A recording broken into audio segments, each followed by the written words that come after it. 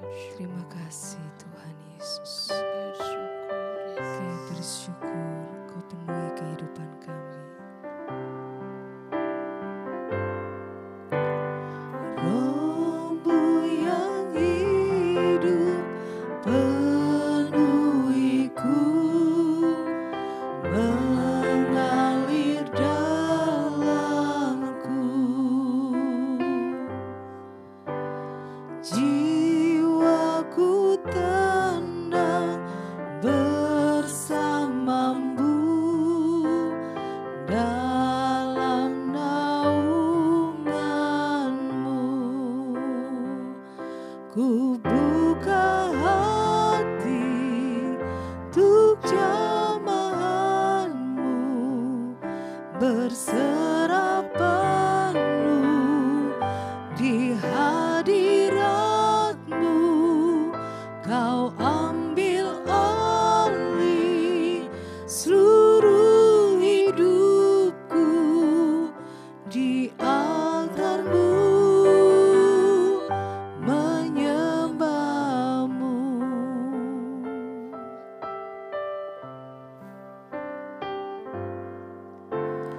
Roh-Mu yang kudus pulihkanku, Engkaulah damaiku.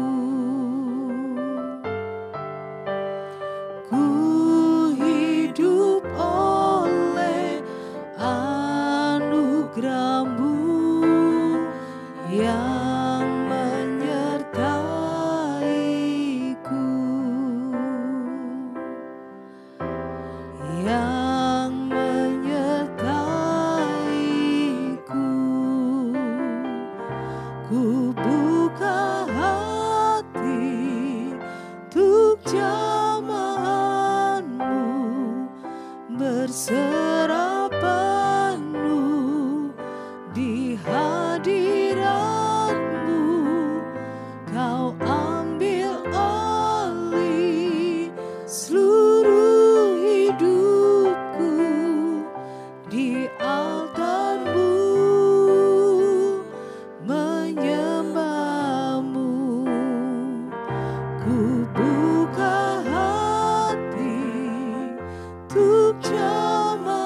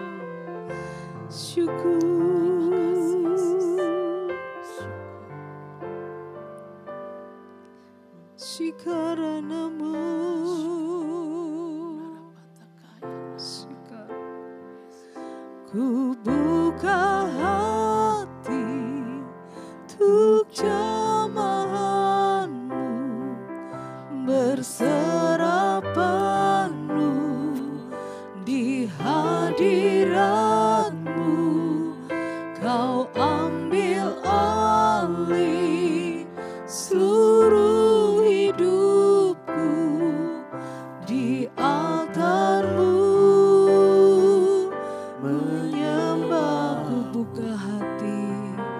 Ku buka hati untuk jamahanmu, berserah penuh di hadiratmu. Kau ambil alih seluruh hidupku di altarmu.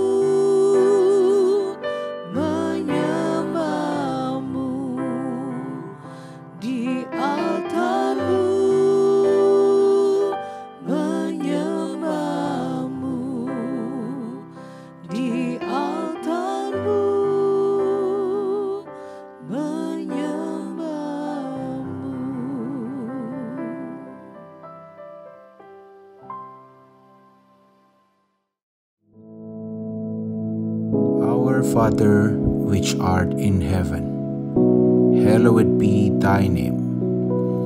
Thy kingdom come, thy will be done in earth as it is in heaven. Give us this day our daily bread, and forgive us our debts, as we forgive our debtors. And lead us not into temptation, but deliver us from evil. For thine is the kingdom, and the power, and the glory, forever. Amen.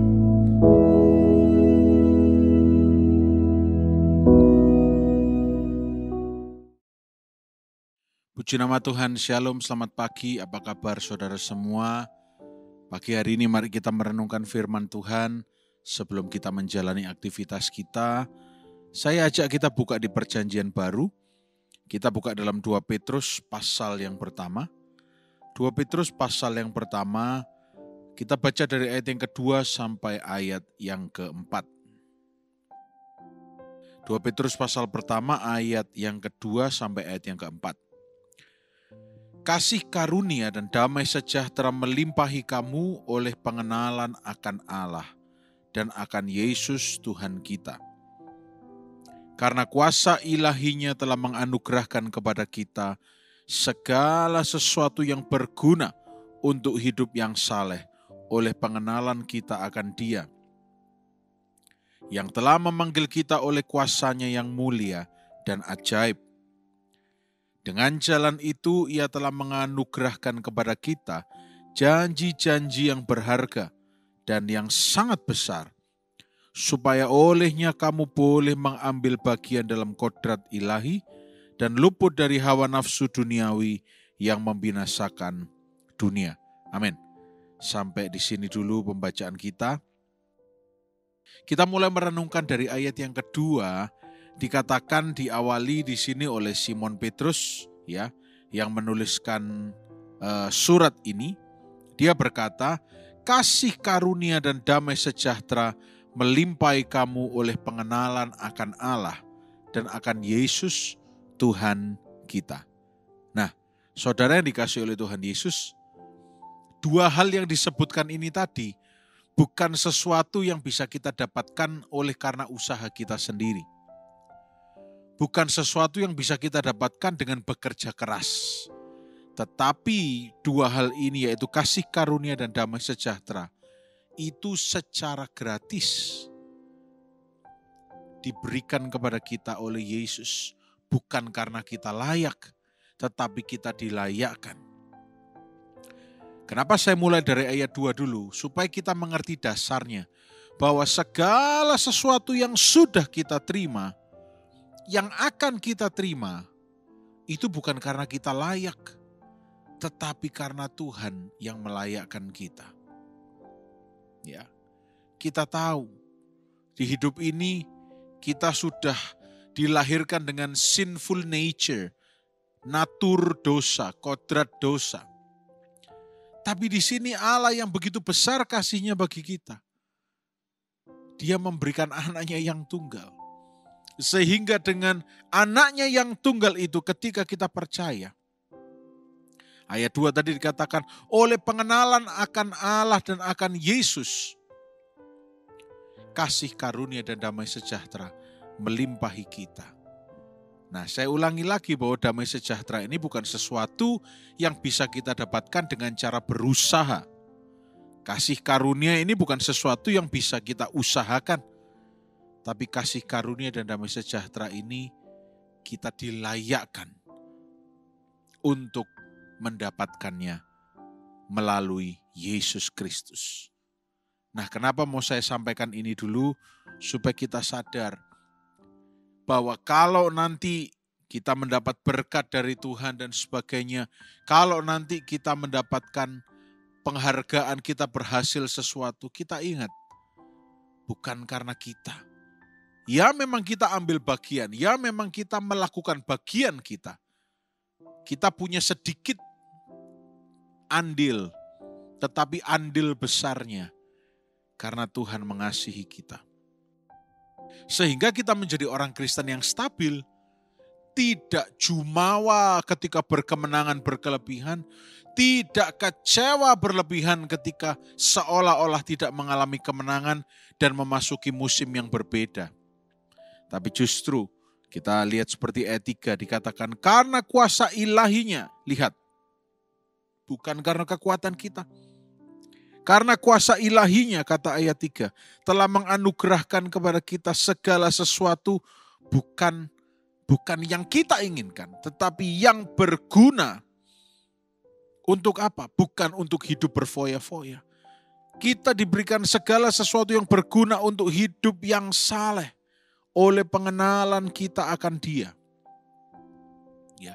Semakin kita kenal, semakin kita bisa dipercaya, semakin kita dipercaya lebih banyak. Pengenalan yang semakin mendalam akan membuat penganugerahan kuasa Tuhan, kuasa ilahi Tuhan, itu lebih melimpah dalam hidup kita. Karena kapasitasnya semakin besar. Dan semakin kita menerima kuasa, maka kita akan semakin melihat tangannya bekerja dalam hidup kita. Karena ingat, kita ini semua dipanggil. Kita semua ini dipilih. Ya, saya tidak mau masuk ke dalam siapa yang dipanggil, siapa yang dipilih, mana yang lebih banyak yang dipanggil atau dipilih. Enggak, tapi saya mau dasarnya dulu. Kita ini semua dipanggil. Kita semua ini dipilih. Tinggal kita yang mau hidup sebagai orang pilihan atau tidak. Ya. Ayat yang keempat dikatakan dengan jalan itu Ia telah menganugerahkan kepada kita janji-janji yang berharga yang sangat besar. Supaya olehnya kamu boleh mengambil bagian dalam kodrat ilahi dan luput dari hawa nafsu duniawi yang membinasakan dunia. Saudara lihat, ini kebalikannya dunia. Ketika dunia menawarkan sesuatu yang besar, kecenderungan untuk jatuh dalam dosa dan hawa nafsu itu juga sangat besar. Tetapi ketika yang menganugerahkan itu Allah, janji-janjinya besar. Iya. Janji-janjinya luar biasa, sangat berharga. Iya. Tapi ada catatannya, supaya oleh janji-janji yang besar yang dianugerahkan pada kita, kita mengambil bagian dalam kodrat ilahi. Dan luput dari hawa nafsu duniawi yang membinasakan dunia. Ini karakteristik janji Allah, rencana Allah. Ya. Kalau kita mendengar janji yang besar, pikiran logika manusia kita akan berpikir, wah aku punya rumah besar, harta yang banyak, mobil yang mewah. Tidak salah karena memang itu yang diperlihatkan oleh dunia mengenai harta yang banyak, memang gambaran kita seperti itu. Oh, dan memang betul bahwa Tuhan berjanji kita akan diberkati berkelimpahan. Ya, tapi ada satu hal yang tidak boleh kita lupa. Ketika Dia anugerahkan janji-janji yang besar, bukan untuk kita supaya bisa meninggalkan Tuhan. Ya, ini saya kasih garis besarnya dulu. Memang nantinya tergantung kita, pilihannya ada di tangan kita. Tapi betapa Dia mengasihi kita. Dia berkuasa, Dia mengasihi kita dan Dia mau menjaga kita. Sehingga ketika Dia memberikan janji-janji yang besar, yang pasti akan Dia genapi, itu justru bukan untuk membuat kita terjerumus dalam hawa nafsu. Tapi kita boleh mengambil bagian dalam kodrat ilahi. Divine, ilahi itu divine. Sehingga ketika janji itu datang, mata kita bukan lagi pakai kacamata dunia. Oh, uangku banyak, aku bisa habiskan untuk berfoya-foya. Bukan.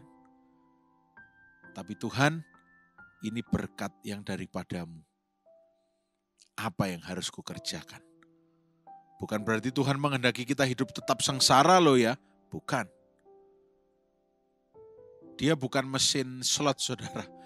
Yang bisa suatu kali kita beruntung, kita dapat uang banyak, kita habiskan lagi. Enggak. Tapi Dia melihat kapasitas kita. Ketika kita sudah dipanggil, ketika kita sudah dipilih, kita pasti akan dianugerahi. Kita pasti akan dicintai, diberkati. Pasti. Tidak akan kekurangan. Pasti. Oh, malahan berkelebihan dalam pelbagai hal, pelbagai kebajikan. Pasti. Tapi untuk menuju ke sana, kita ingat. Kita ambil bagian dalam kodrat ilahi. Supaya oleh kuasanya yang tidak terhenti itu, bukan justru membuat kita menjadi Adam dan Hawa yang versi terbaru, jatuh. Karena bisa dicobai oleh iblis. Karena hawa nafsu duniawi. Tetapi justru kita menjadi saksi-saksi Kristus yang heran. Karena saya percaya, tahun ini, kalau saudara juga percaya, bahkan gak lama lagi, mungkin hitungan hari atau minggu, kita semua akan melihat karyanya yang besar. Kita akan melihat tangannya yang ajaib. Berkatnya dicurahkan. Tapi sebelum itu terjadi, sudahkah kita dipersiapkan? Sudahkah kita menyangkal diri? Supaya ketika nanti kita terima janji Tuhan, kita bukan justru malah menjauh dari Tuhan. Kita bukannya justru menjadi hamba mamon yang jahat. Tapi justru uang itu akan jadi alat kita, hamba kita. Ini firman Tuhan yang luar biasa. Tadi diawali dengan bagaimana manusia itu dilimpahi oleh kasih karunia dan damai sejahtera. Oleh pengenalan akan Allah, kita ini semakin dilimpahi kasih karunia. Semakin kita mengenal Allah, semakin kita sadar kalau bukan karena Yesus mengasihi kita. Kalau bukan karena kasih-Nya yang besar, kita tidak hidup sampai hari ini. Dan semakin kita mengenal, semakin kita tenang, semakin kita in peace, damai sejahtera dengan segala sesuatu di sekitar kita. Baik itu pergumulan penyakit, baik itu pergumulan keuangan apapun. We are bukan cuma in peace, tapi at peace, damai. Karena kita tahu, semakin kita mengenal Dia, kita semakin tahu sifat-sifatnya. Dia bukan Tuhan yang akan dengan sengaja membiarkan kita jatuh.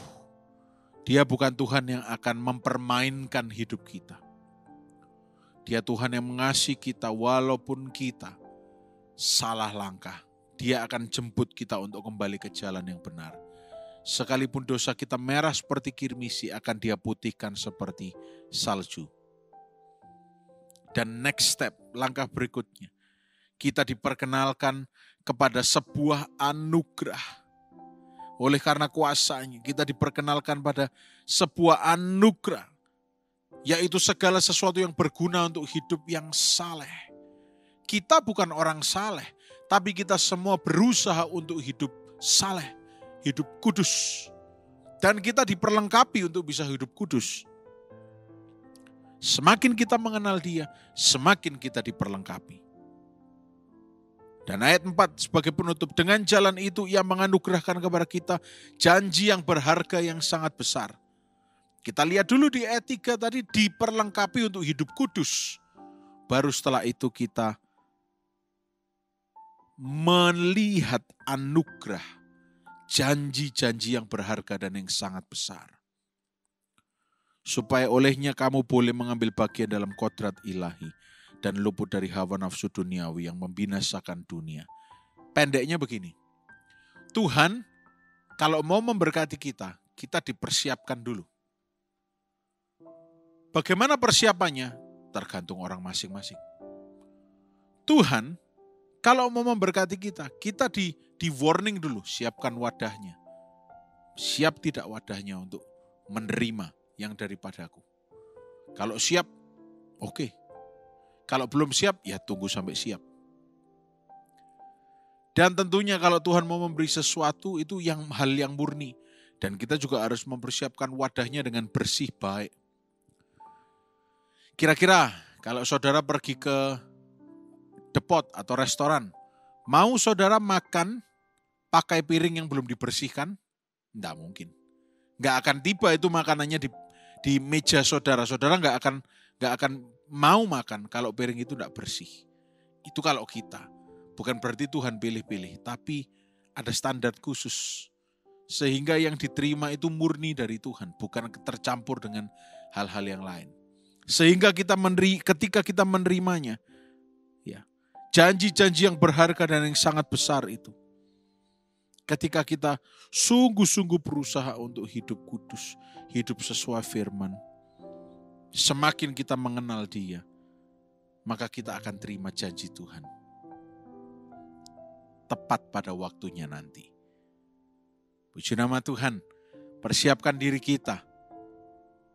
Fasten your seatbelt, hang on, bersiap-siap, bukan untuk dikacau setan, tapi untuk melihat kemenangan terjadi dalam hidup kita. Tetap hidup di dalam firman Tuhan. Tetap hidup percaya pada Tuhan, tetap setia ikut Tuhan. Tidak lama lagi kita akan melihat kemenangan besar terjadi. Bukan kata manusia, ini kata firman. Ketika kita sudah merenungkan ini tadi, kita percaya, Tuhan, aku pasti mengalami mujizat kesembuhan. Aku pasti mengalami mujizat pemulihan keluarga. Aku pasti mengalami mujizat bebas dari masalah finansial. Statistik mengatakan, saudara, banyak sekarang gereja online yang memberikan wadah untuk permohonan doa. Ya. Dua yang paling dominan adalah satu masalah ekonomi atau finansial, kedua masalah keluarga. Dan kalau saudara juga mengalami itu, ayo tetap setia, tetap berdoa. Dan ingat apapun yang sedang kita hadapi, itu tidak melebihi kekuatan kita. Kalau Tuhan izinkan kita boleh menghadapi itu, kita pasti berkemenangan di sana. Kita pasti berkemenangan di sana, kita pasti akan melihat kemuliaan Allah di sana. Tinggal tetap percaya dan setia. Puji nama Tuhan. Mari kita berdoa. Tuhan, terima kasih untuk kebenaran firman-Mu. Kami percaya, kami bukan orang-orang yang gagal. Tapi kami orang-orang yang akan melihat janji Tuhan terjadi dalam kehidupan kami. Dan biar sepanjang hari ini kami semua sehat, diberkati dan dibungkus dengan darah Yesus. Dalam nama Tuhan Yesus Kristus. Haleluya. Amin. Selamat pagi, Tuhan Yesus memberkati.